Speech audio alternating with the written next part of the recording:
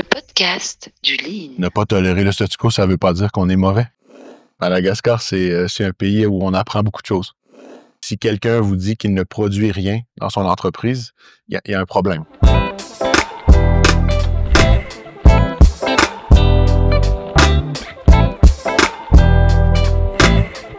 Le podcast du Lean. Alors, bienvenue dans ce 5e épisode du podcast du Lean. Bonjour à tous. Donc, c'est toujours Karine Razaf-Njakout et j'ai la chance aujourd'hui d'accueillir le président de la CPE, Jean-Michel Larouche. Bonjour Jean-Michel. Bonjour Karine. Comment ça va? Ça va très bien, merci. Alors, tu es de passage à Mada. Ça fait plaisir ou pas? Oui, ça fait toujours plaisir d'être à Mada. Ça faisait presque 6 mois que j'étais pas venu et chaque fois, c'est un plaisir. D'accord. Il fut un temps, tu es resté quand même assez longtemps à Madagascar, Oui. Notamment pour un mandat chez un client. Oui. Comment ça s'est passé? Après ça, comment tu l'as vécu? Pendant ça, comment tu l'as vécu? Puisque c'était ta première fois à Mada aussi. Aussi longtemps en tout cas. Oui, effectivement. Écoute, Madagascar, c'est un pays où on apprend beaucoup de choses. Mhm. Donc, dans ma tête à moi, j'ai été en apprentissage tout le long de ce périple. Mhm. Ce qui est paradoxal, c'est que pour certaines personnes, c'est avec qui on faisait le mandat, c'est ces personnes-là qui étaient en apprentissage. Mhm. Mais moi, je me sentais aussi en apprentissage dans cette période-là. Donc, on va dire que c'était gagnant-gagnant. D'accord.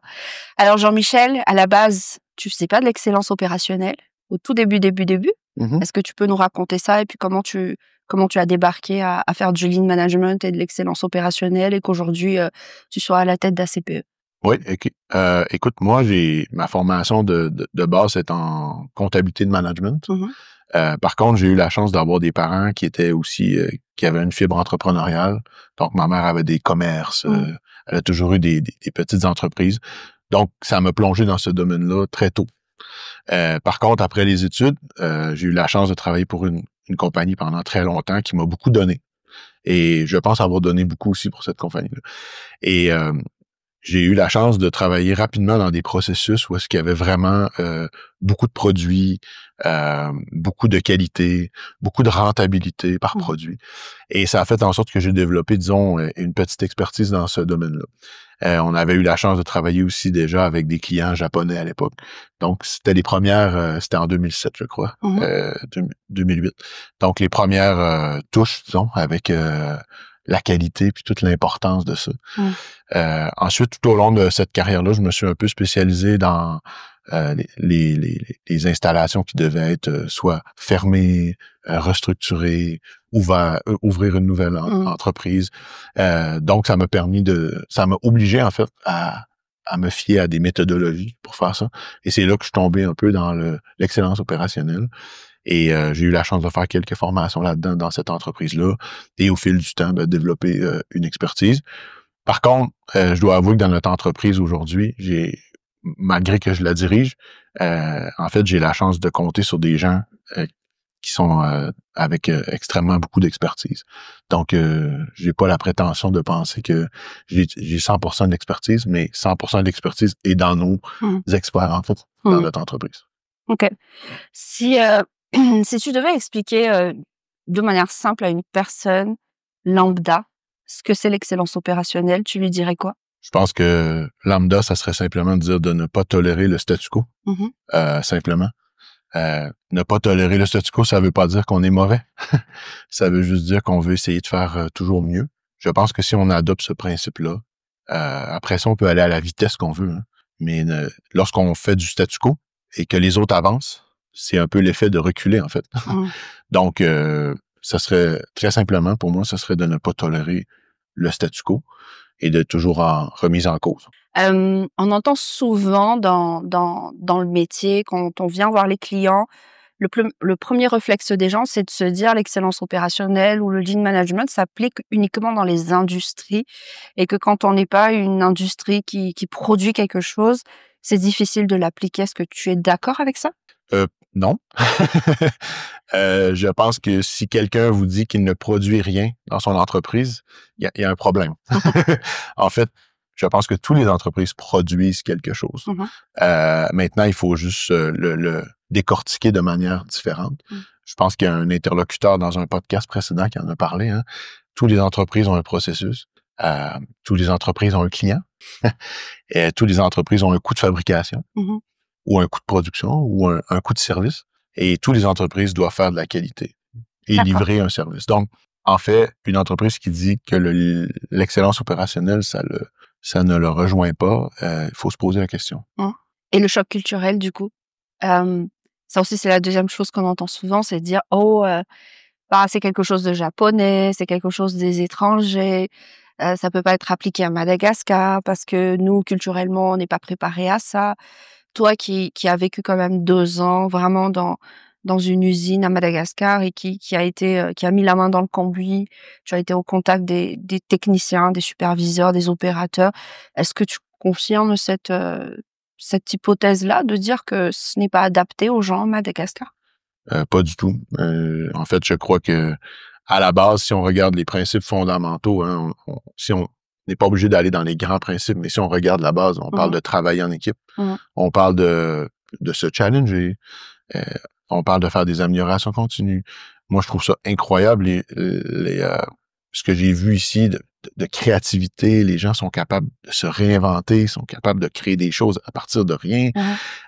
Trouver des solutions à des problèmes, c'est incroyable ce qu'on voit ici. Donc, je pense que juste sur ces exemples-là, aussi tout l'esprit familial, ça rejoint beaucoup le travail d'équipe. Hein? On s'entraide beaucoup familialement. Pour moi, c'est les mêmes choses. C'est juste que lorsqu'on arrive dans l'industrie, avec la pression de l'industrie, ben là, on a de la difficulté à mettre ces deux éléments-là en relation. Mais si on regarde toute la créativité, le savoir-faire, la dextérité qu'on voit ici, l'importance de la famille, et qu'on relie ça au principe du lean, ben pour moi, on a les mêmes choses. C'est juste avec des mots différents. OK. Peut-être dernière question pour moi. Aujourd'hui, comment tu imagines l'avenir de l'excellence opérationnelle, du lean management à Madagascar? Ben, je pense que ce qu'on voit un peu dans les industries aujourd'hui, il y a une vague qui est vraiment intéressante au niveau des repreneurs, que ce soit des familles qui sont en train de reprendre de 2e, 3e, 4e génération. On sent, je sais pas, Karine, tu le vis aussi, mais on sent qu'il y a un mouvement vers une façon d'opérer qui est peut-être un petit peu différente. Et j'espère que ça va continuer. Donc, pour moi, je vois ça positivement. Et je pense que c'est bon pour l'ensemble de l'industrie.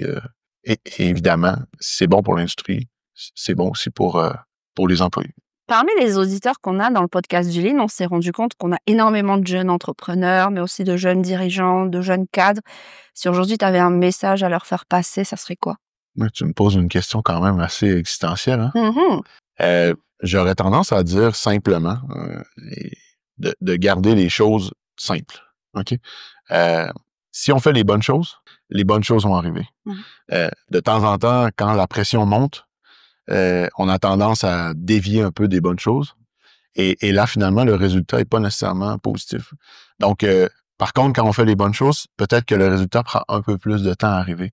Mais je pense que lorsqu'on fait les bons gestes au quotidien, hebdomadairement, mensuellement, qu'on a les bonnes valeurs aussi, oui, on n'aura pas tout à une vitesse rapide, mais on va en avoir plus et on va être beaucoup plus fiers aussi. Donc, ça serait ça mon message, je pense. Okay. C'est ce qu'on essaye d'appliquer chez nous. Et c'est pas facile, mais je pense que c'est la bonne chose à faire. Merci. Le mot malgache qui te fait le plus rire depuis que tu es là, ou qui t'a le plus choqué depuis que tu es là? Ben, au Québec, on utilise souvent certains mots qu'on peut utiliser à plein d'occasions. Ici, un des mots que j'aime utiliser, c'est azafat. Je pense qu'on peut l'utiliser lorsqu'on veut, par exemple, s'excuser poliment. On peut l'utiliser lorsqu'on veut appeler quelqu'un. On peut l'utiliser lorsqu'on est un peu fâché. On peut le conjuguer pratiquement. Donc, pour moi, ce mot-là, on peut l'utiliser à toutes sortes de choses. Azafat.